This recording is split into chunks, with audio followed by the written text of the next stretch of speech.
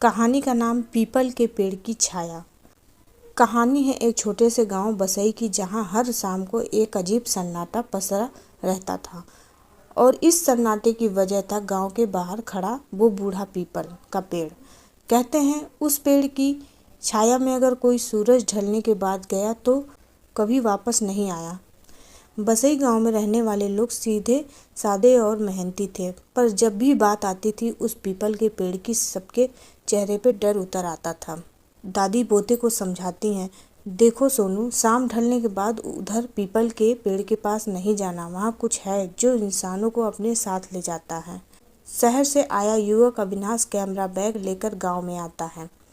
कितना शांत गांव है, पर ये लोग इतने डरे डरे से क्यों हैं? मुझे यकीन नहीं है, ऐसे अंधविश्वासों पर मैं इस रहस्य की तह तक जाऊंगा।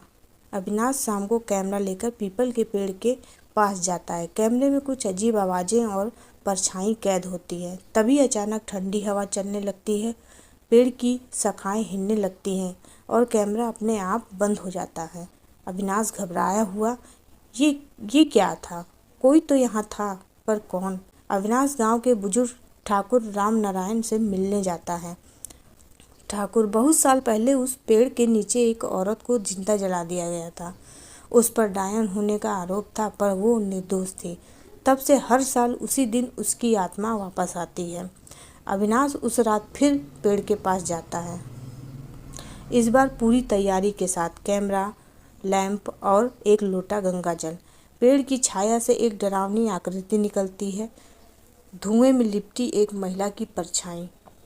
आत्मा धीमी गूंजती आवाज में, मैं निर्दोष थी पर मुझे सजा मिली, अब हर इंसान से बदला लूंगी। अविनाश गंगा जल छिड़कता है और कहता है, तेरा बदला सिर्फ तुझे सच बताकर मिलेगा, मैं तेरा सच सबके सामने लाऊंगा।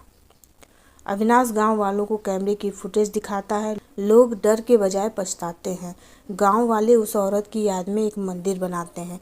पीपल के पेड़ के नीचे एक दिया जलता है। आत्मा की छाया धीरे धीरे हवा में विलीन हो जाती है।